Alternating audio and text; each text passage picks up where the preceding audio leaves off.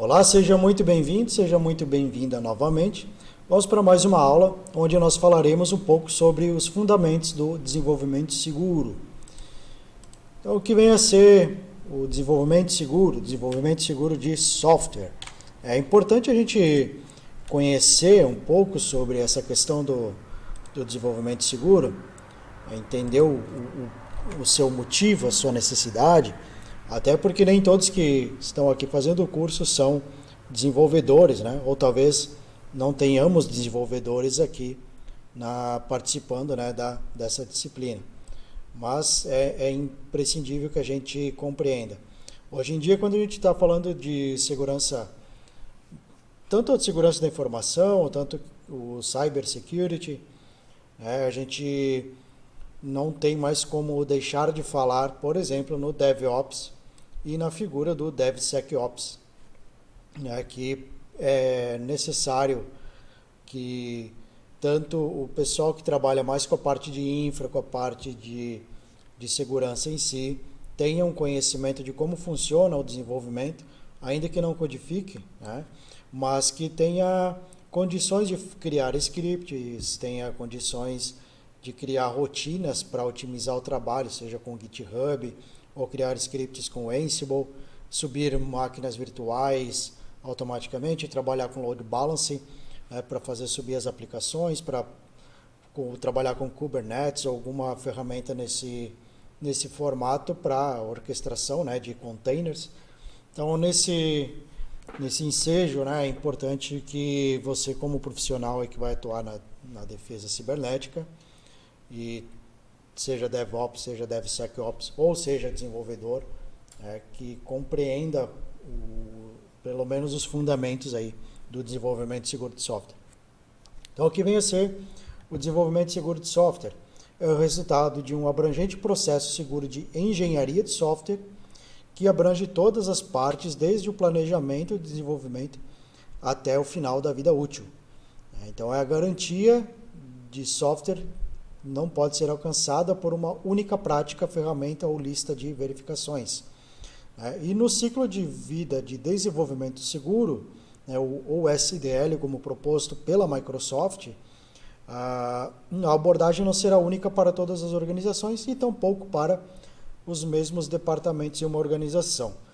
Então aqui fica bastante evidente a necessidade de incorporar os conhecimentos de diversas áreas, seja o programador, seja o analista de sistemas, o analista de negócios, o analista de infraestrutura, o arquiteto de sistemas, o arquiteto de segurança. Então, todos os indivíduos que estão trabalhando na entrega de um produto, todos fazem parte do desenvolvimento, quando a gente está desenvolvendo um produto em si.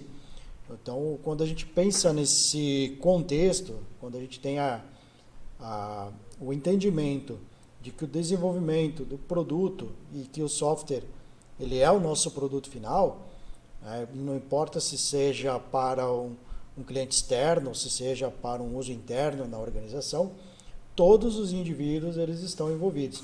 Então, é importante que antes de desenvolver qualquer funcionalidade, se nós trouxermos para o lado do software, que isso já seja pensado de uma forma que implemente a segurança.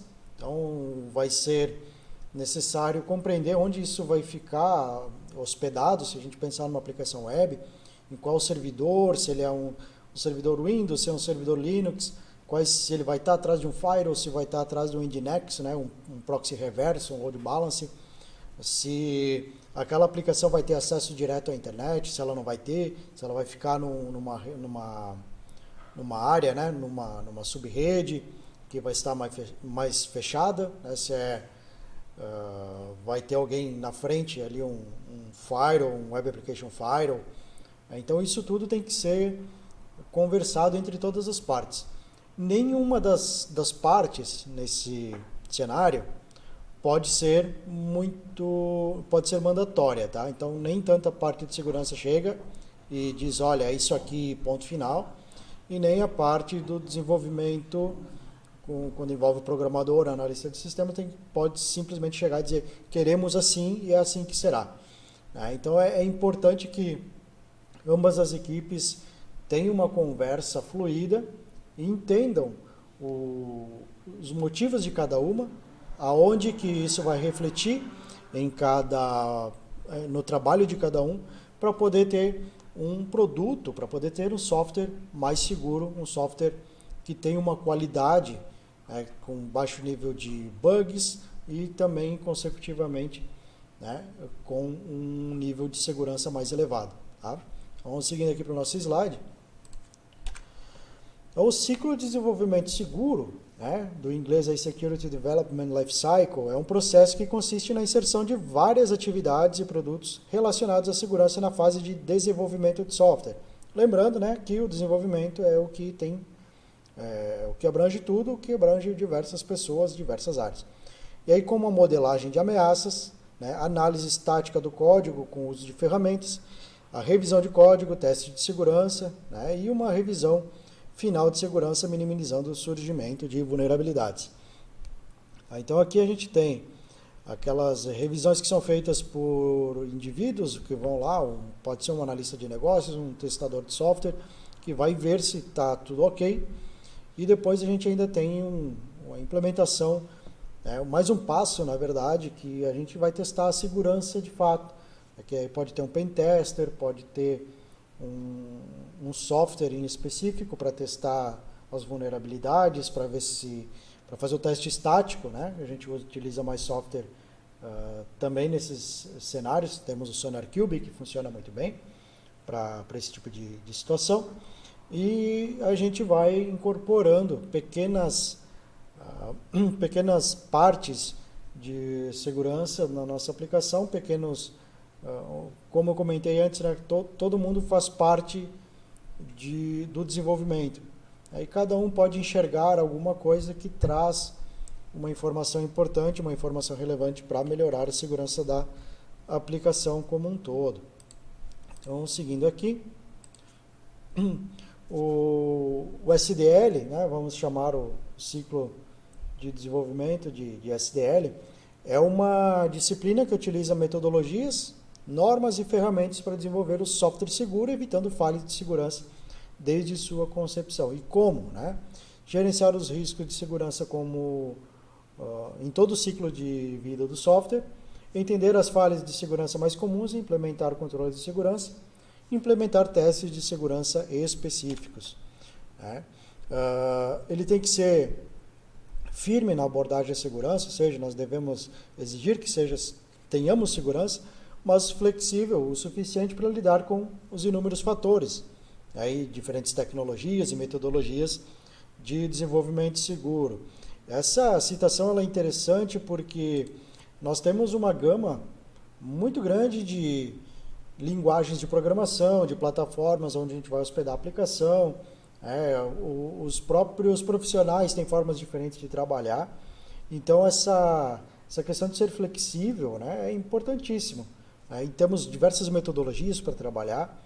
E aí a gente precisa entender uma questão que é importante também, que é em relação a mitigar o risco, né, mitigar as falhas, mitigar. Né? Então, essa palavra mitigar, esse verbo vai estar muito presente na sua vida, aí, né, no seu trabalho, que nós entendemos o seguinte: não existe risco zero, né, e nem segurança 100%. Então nós vamos estar trabalhando entre o 0 e o 100 aqui a todo momento. Né? O mitigar é levar para o menor risco possível, né, com a maior segurança possível também. Tá? Então vamos seguindo aqui.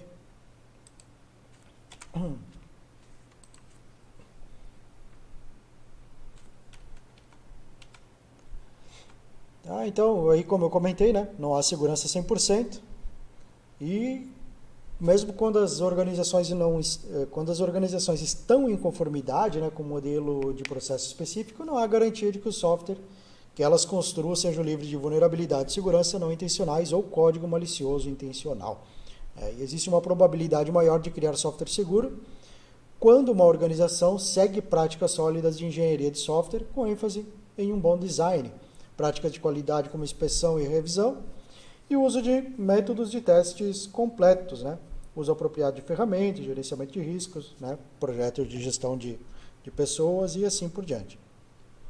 Então, só trazendo um pequeno adendo aqui, essa questão de a gente estar em conformidade, no máximo que puder, e mesmo assim não conseguir uma segurança 100%, nós precisamos levar em consideração que em todo o desenvolvimento de sistemas, hoje em dia, não se reinventa mais a roda, né? Então, a gente vai ter frameworks, bibliotecas de terceiros que a gente utiliza no nosso software para agilizar o processo de desenvolvimento, e essas bibliotecas, esses frameworks precisam ser testados, precisam ser validados, né? Eles precisam passar aí por um controle de segurança, né, que seja razoavelmente rigoroso, que esteja no mesmo nível que a gente está levando a nossa aplicação, né, para os níveis de segurança. Existem ferramentas que você pode utilizar para fazer isso automaticamente, mas é importante saber que tem que se preocupar com isso sim. Por mais que você desenvolva na codificação algo que seja bastante seguro, né, utilizando boas práticas, utilizando metodologias que são confiáveis e você tendo um treinamento adequado no desenvolvimento seguro, se você utilizar a biblioteca ou um framework que não seja atualizado, que tenha sido aplicado patches de segurança, que seja de empresas confiáveis, que possa ser auditado ou auditável, né? Você pode estar correndo um risco aí de levar um cavalo de Troia, né, para a sua aplicação, tá? Então isso é importante validar também.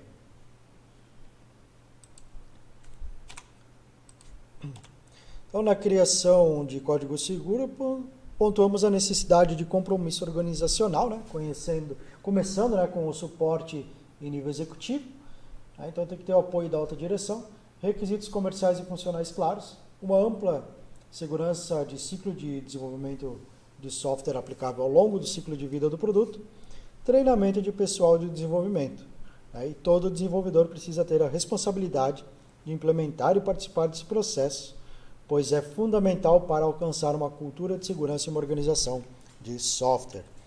Tá? Temos duas abordagens que nós falaremos em todo o tempo, né? Então, que é o seguro por design e o seguro por default. Então, o que é o seguro por design? É a arquitetura, né? Da arquitetura à implementação do software, ou seja, em todas as fases a segurança deverá ser pensada. E os processos que têm por objetivo impedir a introdução de vulnerabilidades em primeiro lugar.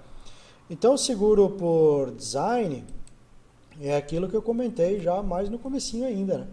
Que é a questão de que todas as pessoas, todos os indivíduos que fazem parte de uma equipe, né, que vai oferecer um produto, e quando eu digo uma equipe, eu estou dizendo uma equipe a nível organizacional, não estou nem dizendo a equipe de infra ou a equipe de programação, né? Estou falando como um todo. Então, todos os indivíduos que estão envolvidos, seja no desenvolvimento, na parte de programação, na parte de análise, ou na entrega do produto como um serviço, por exemplo, eles precisam estar alinhados e conversando para que essa aplicação seja pensada com segurança desde o início, desde o projeto. Ao criar uma nova tela, já seja pensado, olha, tem que ter tais parâmetros, tem que colocar alguma regra extra no Web Application Firewall, tem que fazer a integração com uma API específica, aquela API tem que ter comunicação com o TLS, se essa aplicação, se essa API ela passou por testes de segurança, se ela está adequada a LGPD, por exemplo, que é no nosso caso aqui do Brasil. Então são vários fatores que precisam ser pensados no comecinho. Aproveitando o gancho da LGPD, tanto a segurança quanto a privacidade tem que ser pensadas em conjunto, porque sem segurança não há privacidade, tá? Então, também na privacidade nós temos a privacidade por design e a privacidade por padrão. Então, e funciona da mesma forma, tá?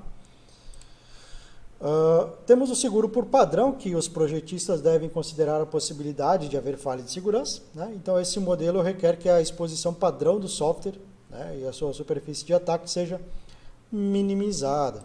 Então, o por padrão seria, por exemplo, você instalar um software. Vamos pegar aqui um SQL Server. Quando você instala o SQL Server, ele vem com o mínimo de segurança aceitável. Se você instalar um MySQL também, e assim sucessivamente, né? Então, produtos, principalmente Microsoft, agora com a nuvem, essas coisas melhoraram um pouco, tá? Mas quando você vai fazer a instalação na sua máquina, por exemplo, ele vem com as portas praticamente escancaradas. E aí você tem que ir lá ficar ajustando, criando permissões, criando regras para melhorar aquela segurança. A segurança por padrão, nesse caso, seria vir com as portas fechadas, basicamente. Então, quando você libera alguma funcionalidade, você libera alguma regra, algum perfil, algum acesso a mais, se você quiser. Então, o por padrão é vir com, se a gente fizer uma analogia com uma tela com um checkbox para você marcar, ele vem com todos os checkboxes marcados e aí você só retira aquilo que você não quer, uma restrição, né? Você desmarcaria aquilo que você quer liberar. Tá? Então, por padrão é isso, trazer a segurança por padrão para aquele software, para aquela aplicação. Tá? Segura na implantação, né, que deve ser garantido que o software contém orientações e ferramentas que auxiliem administradores e usuários a um uso com segurança. Então, aqui também pode contar com o apoio de ferramentas de monitoramento, né, todo aquele tipo de coisa. E a comunicação, né, os desenvolvedores devem estar preparados para a descoberta de vulnerabilidades do produto. Aí devem comunicar-se de maneira aberta e responsável, né, com os usuários finais. A comunicação ela é interessante também quando a gente está falando lá da LGPD, porque ao ocorrer alguma falha de segurança, ao ocorrer algum vazamento de dados, por exemplo, os usuários eles precisam ser notificados, né, para alterar senhas, para esse tipo de coisa, né, para todas essas questões. Então está lá previsto hoje por lei, né, que o DPO ele deve comunicar todo mundo, tá? E aqui, né, quando a gente está pensando nesse ponto do desenvolvimento seguro, tá, aquilo que eu comentei, né, todo mundo precisa fazer parte do pensamento seguro. Né? Então, alguém descobriu alguma coisa, comunica para o desenvolvedor, para o analista, para que ele já possa corrigir. E o mesmo vale para os analistas de segurança, para as pessoas que vão trabalhar com a proteção na outra ponta. Então, se identificou algo e não vai conseguir corrigir no software naquele momento, que pelo menos o analista de segurança tenha condições de ir lá e aplicar uma regra no firewall, por exemplo, para poder mitigar o problema, né? Ou pelo menos monitorar. Tá? Então, aqui a gente tem uma pequena abordagem, né, a NASA, né, que define um programa mínimo de garantia de segurança, né, como aquele que garante o seguinte. Então, o mínimo que a NASA hoje está aceitando é essa pequena listinha. Tá? Então, uma avaliação de risco de segurança foi realizada, os requisitos de segurança estabelecidos para o software e os dados que estão sendo desenvolvidos ou mantidos. Né? Então, aqui a gente tem essa pequena lista aqui, não vou ler todos, né? Então você pode parar o vídeo um pouquinho e fazer a leitura aí. Tá? Aqui a gente tem um autor, né, que ele cita algumas questões, né? Então uma pesquisa aí do Davis, né, vamos chamar de Davis, dos processos, modelos e padrões de processos existentes, identifica 4 áreas de foco do SDLC, né, que a seguir para o desenvolvimento seguro de software. Então, atividade de engenharia de segurança, atividade de garantia de segurança, atividade de segurança organizacional e de gerenciamento de projetos, identificação de riscos de segurança e atividades de gerenciamento. Então, as atividades de engenharia de segurança incluem atividades necessárias para projetar uma solução segura. Tá? Então, lá também com o Security by Design. Tá? Atividades de garantia de segurança. Né? Então, que são artefatos, né, que incluem a garantia de verificação, validação, revisão de especialistas, né, revisão de artefatos e validações, ou melhor, avaliações, perdão. Organizacional e gerenciamento de projetos, então tudo que envolve aí basicamente políticas organizacionais, patrocínio e supervisão de gerência sênior, né, estabelecimento de funções organizacionais e outras atividades organizacionais que dão suporte à segurança. Então, identificação de riscos de segurança e atividades de gerenciamento, que daí existe um amplo consenso na comunidade que identifica, né, e gerencia risco de segurança, que é uma das atividades mais importantes do ciclo de desenvolvimento seguro, né. E temos aí as visões gerais, né, que devem ser lidadas no seguinte contexto. Então, as organizações precisam definir processos organizacionais. Para fazer isso, eles usam padrões de processo que também consideram os costumes do setor, né, os requisitos regulatórios, as demandas dos clientes e a cultura corporativa. Tá? Então, aqui volta aquela questão de estar em conformidade também, né? Então, é importante trazer o que nós temos de leis, né, para que regulamentam também, né?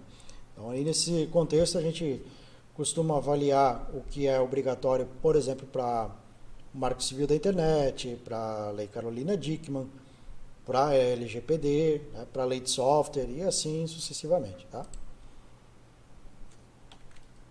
Os projetos individuais aplicam os processos organizacionais, né, que geralmente com adaptação adequada. Os projetos usam práticas apropriadas de identificação de riscos de segurança, engenharia de segurança e garantia de segurança ao realizar esse trabalho, e as organizações precisam avaliar a eficácia e a maturidade de seus processos conforme usadas, né? Então, elas também precisam executar avaliações de segurança, certo? Então, aqui nesse contexto, a segurança ela não pode ficar também só restrita ao produto software em si, mas como um todo, a organização como um todo.